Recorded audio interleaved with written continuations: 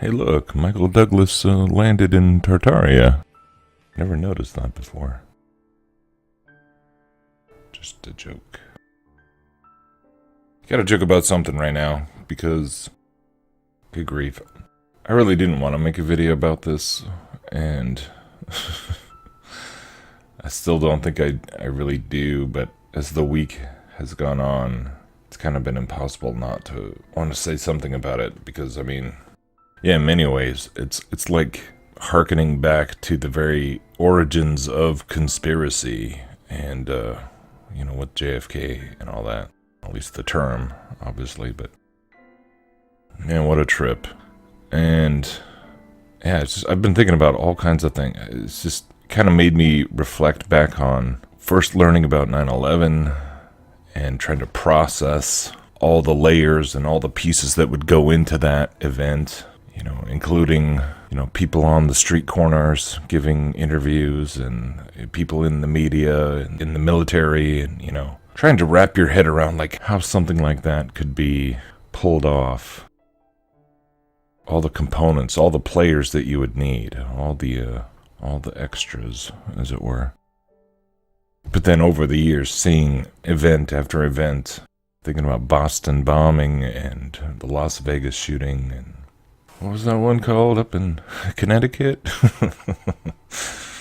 I mean, there's so many ironies and so many weird reversals now going on after this event where I don't know. Yeah, it's like where do you even begin? Where do you even begin? But yeah, I started thinking about this movie, The Game from 1997. Can't remember when I actually watched it the last time, but how it depicts that very thing. By the end of it, he breaks into the office of Consumer Recreational Services, this company that he signed up to play the game with at the beginning. And he goes in there, and there's the whole cafeteria full of, employees and, actors and things. And I've been thinking about that because with this event that happened last Saturday at the Trump rally, in some ways you kind of got to tip your hat to how this is. It's kind of a masterpiece of an op because of who it is and because of all the circumstances of the past 8 years, at least, but particularly ever since the Trump presidency the first time and the 2020 insanity in J6 and 4 years of the Biden gaslighting. I mean, there's this gaslighting on every side, and that's kind of where, as I was thinking about the movie of The Game, where it's like, that's basically what they're doing the whole time, is just ramping up the psychological warfare, and they start messing with him on every level, and every time he thinks he's kind of getting to the bottom of something, there's a twist, and it totally throws you off, and it gets weirder, and, by the end of it, to where he's just out of his mind, that he ends up shooting his own brother. I mean, the fact that it's Sean Penn is just kind of perfect too. I mean, now that we see what kind of a real life CRS actor that's what they all are. I mean, that's what this is why I was like, this is such a perfect analogy or whatever. Something to talk about this all, in a more abstract way or whatever. There's a lot of good metaphors.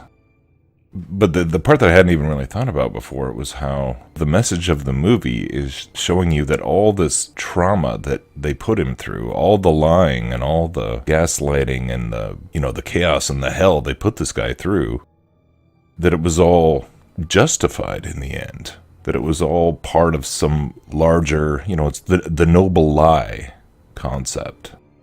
Because they freed him from his selfishness and drudgery, and he has this kind of born-again experience, by going through everything he did and making him confront his demons with his father who had committed suicide when he was a child. That's what the whole clown doll thing was like, there to kind of mess with him. That's what that was connecting back to. And so he does the same thing as his father, but then he doesn't die. He lands on the X. It even kind of looks like the X logo of formerly known as Twitter, whatever. I mean, it's the idea that, all these, whether they're doing it just because it's a job, I think that's what the woman main character, forget her name in the movie, it's a job. That's why she does it. It pays well. She gets to travel. But like you're doing CIA level spy work basically. But then it's an amazing, when you step back and think about it, the fact that they made this movie basically rationalizing the idea of false flags and crisis actors and painting as a good thing in the end. That's fascinating to me. It's fascinating when you really think about, when you have an event like this where, it's so sloppy. There's so many, and I'm trying to be careful not to just be like rude or judgmental against anyone, because the whole thing is like, when you play upon people's emotions, after we've been through years and years, we've all been traumatized, right? We've all been traumatized by things on the television screen throughout our entire lives. This is how the whole game is played. Using fear and using all kinds of Hollywood manipulative tactics and the pendulum swinging back and forth, right and left. And it's just accelerated in the past 8 years so much. And so now we're seeing it kind of at this peak levels, to where now it's all flipped around. And so many of the people who, if this same event had happened to pretty much anyone else, right? Like, what are the odds that somehow the shooter gets into the perimeter and somehow all the bystanders are pointing him out? But like, it's too. So of course, obviously, the conclusion that they want one side to come to is that it was the deep state, as if they even need to use snipers anymore. Like, as if they don't have 50 other ways to. Gosh, this is not how you would do it, especially with some 20-year-old MK guy. Sorry. They want it to look like a botched job, to spin people up. It's like, when you look at what did this event accomplish? What narrative was furthered when all was said and done? And it was weird, because when I was watching it on Saturday, somebody sent me a clip of like that minute-long thing, right, where he's talking, he's pointing to the chart, and then you hear the shots, and then he goes down, and I felt I started feeling like, whoa, emotion, not because I'm like in love with Trump, but because it's like, holy cow, they're trying to shoot presidential candidate or former president. Like, that's a big, like, the moment of like, this is historic. I could feel my heart beating, and I was just like, oh my gosh. For about 30 seconds. Then I saw the fist go up. He comes back up, and it was like, okay, you got me. Well done, guys. And and everything that has come out after first seeing that hand go in the air, it's like, what? Come on, y'all. I know it's hard for a lot of people to really, because they have all these other components, right? They have the unquestionable narrative components that, ironically, we've seen being employed against us and against, InfoWars and Alex Jones, right? You can't suggest that they wouldn't lie about innocent come on. Come on, y'all.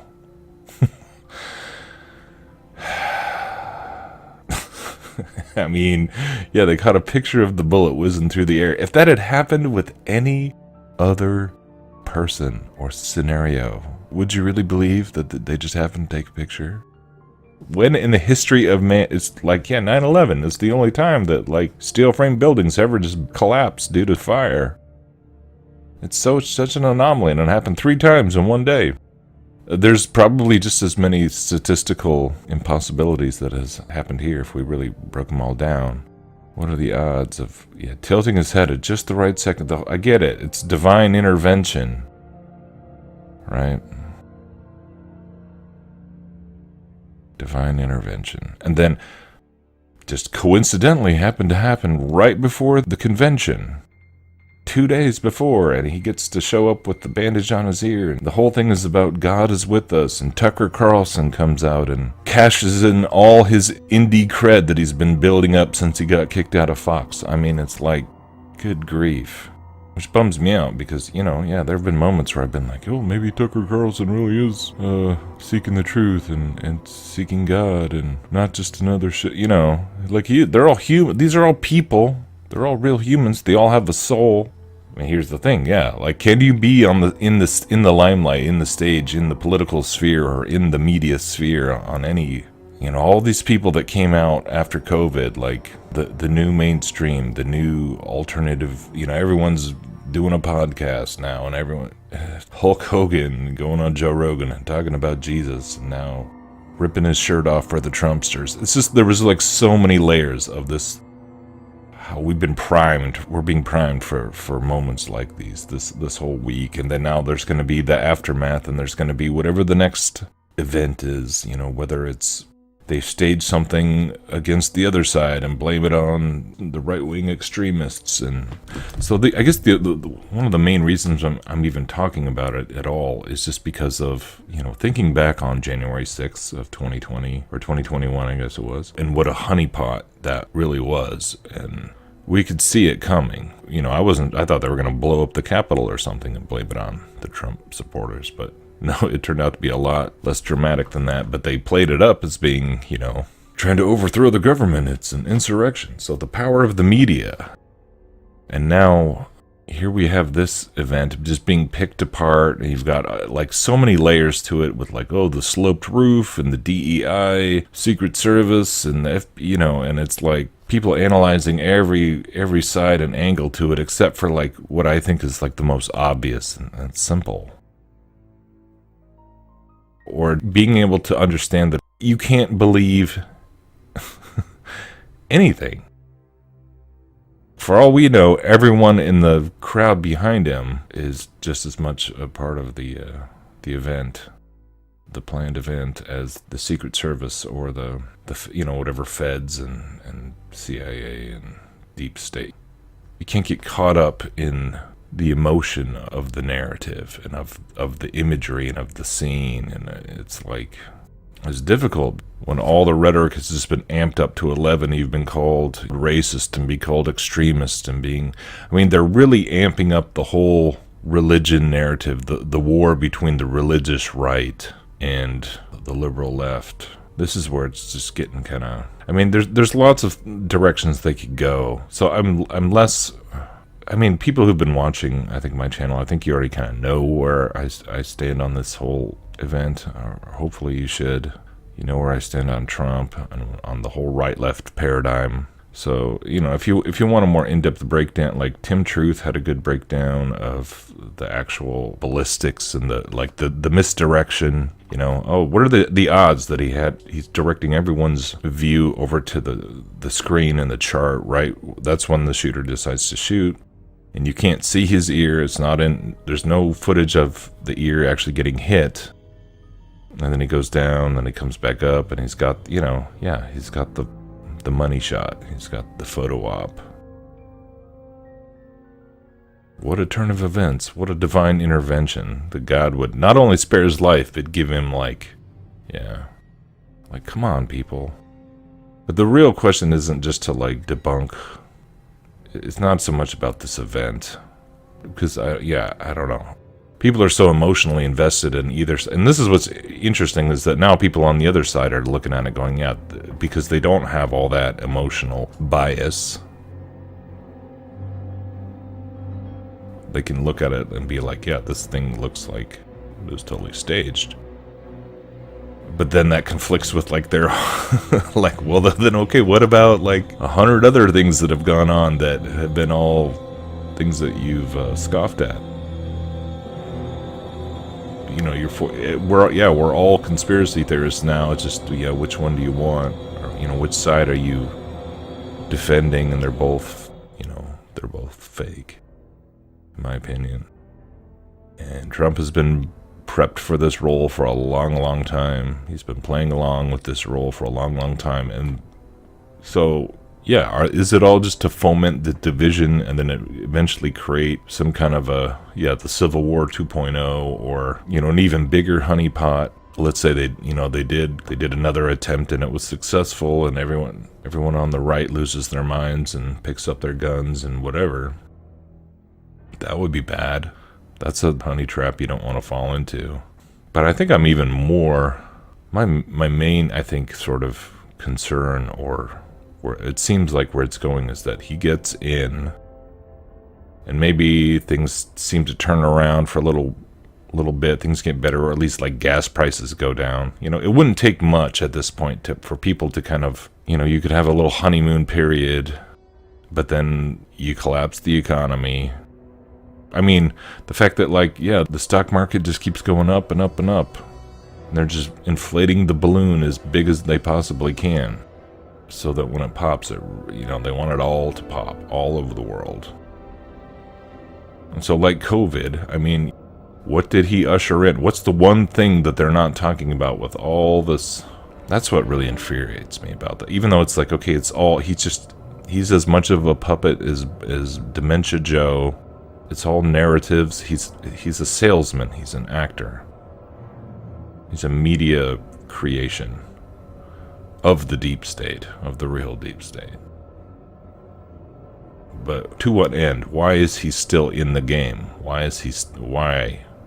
What's their end game with putting him back in office if they do? It's not because he's going to take over and maybe he'll do things that the right wouldn't go along with in terms of laws and, the pendulum swinging back. We had defund the police, and now we got to crack down on all the crime. We got to deport all the illegals. But more than all that stuff, I think it's more the financial, the digital, and this is why the J.D. Vance VP edition is actually pretty interesting.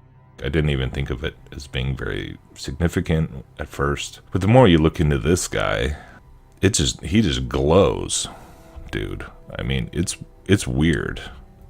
I mean, when you look into so Ron Howard decided to make a movie out of his book 3 years ago.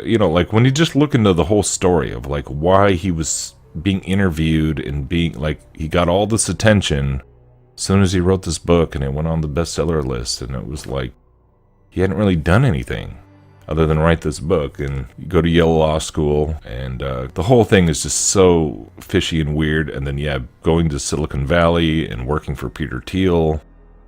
I think he's being brought in for a very specific reason to potentially help sell to the segment of America, and by extension the world, a certain demographic, a certain something that they wouldn't, just like with Operation Warp Speed.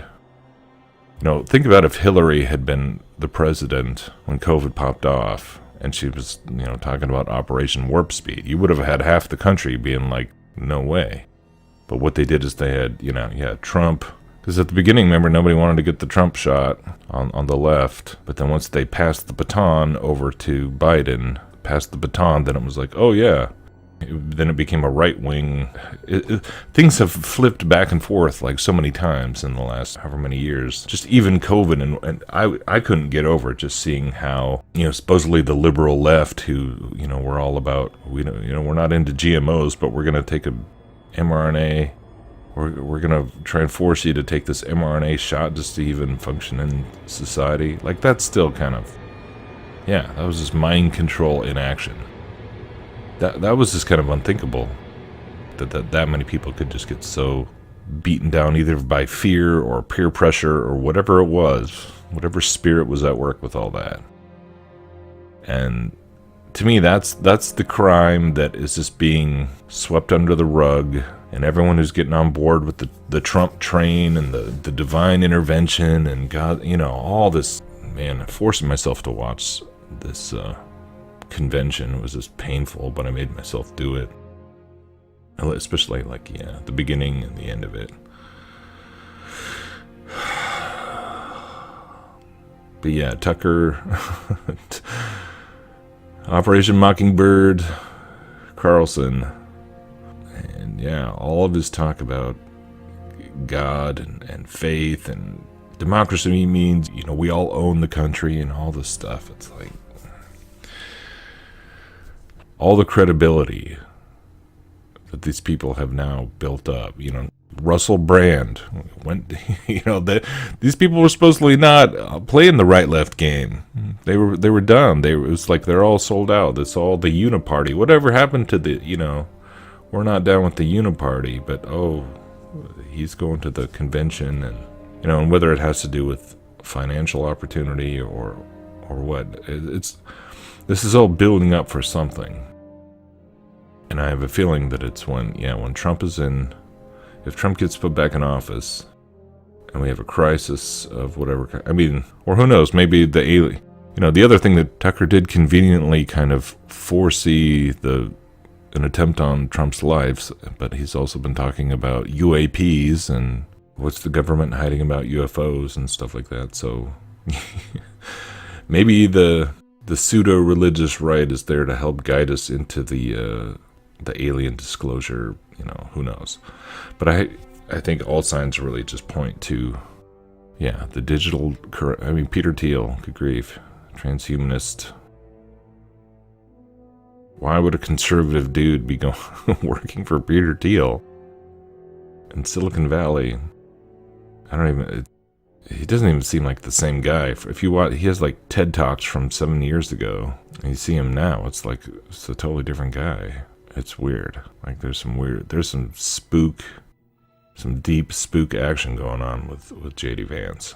I don't know. I don't even want to know, but it's the game. They're all players in the game. They're all extras in the gaslighting journey that we are all on. The trauma-based mind control that we are all being subjected to. The emotional manipulation that both sides are being subjected to. And just seeing God being brought into it is probably the most painful thing of all. On both sides, for the people that are all eating it up with a spoon and the people on the other side that are looking at it like, what a joke. And it's crazy. Like, just a few months ago, I watched the full speeches that Trump and Hillary gave in 2016 at the Al Smith dinner in New York City. Where it's such a weird thing where they roast each other. They do these it's like stand-up comedy. They do these little stand-up routines, and of course Trump was much better at it than Hillary. But at the end of each of their monologues, they give this ecumenical message. And when you look into the history of this dinner, I mean, it happens every year, but only every 4 years. Every 4 years, it's the last time that the two presidential candidates appear together before the election. And this has been going on since 1945. This dinner. And somehow it became this tradition in American politics. And I don't know when the roast thing started, but Kennedy, everyone, Reagan, Obama, Mitt Romney, I mean, you can go back and watch them all. It's probably one of the most glaring examples of how it's it's a big club and we ain't in it. And they're all participating in this game where they pretend to be enemies and they pretend to hate each other, but really they're all part of the same club. They're all part of the same thing. And you just hear them listing off the people who are in the room. And Trump being there as a young man with his dad, and JFK being at the dinner, and there's Nelson Rockefeller's in the room, and they're at the Waldorf Astoria. I mean, it's like behind the curtain kind of peek, even though it's in the open. It's really bizarre. But yeah, they always make these Hillary Clinton talking about anti-Catholic, basically anti-Catholic conspiracy theories and warning against that, and how neither one of these people are Catholic, but why are they all sitting here kissing the ring of the archdiocese, in New York. But I have great memories.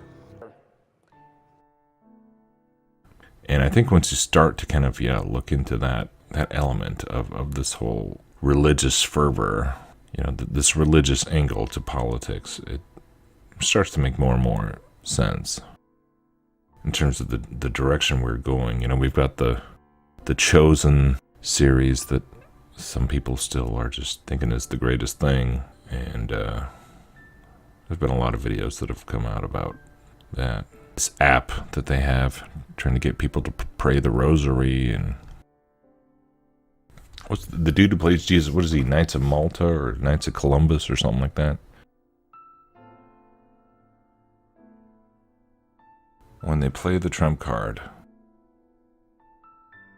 what is the end game? Yeah, I don't know.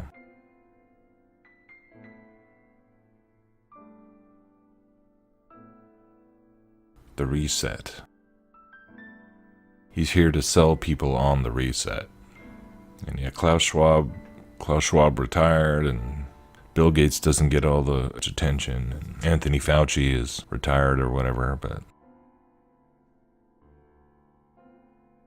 the Internet of Things, the Internet of Bodies. I don't want to believe these things are coming, but that they're already being implemented, that they're already self-assembling, or at least being beta tested on billions of people right now. Who knows? I don't know. All I know is, yeah, Trump is not the Messiah. He's not here to make America great again. Not telling people not to vote or, follow your conscience, but don't let your emotions sweep you up, in the movie moment.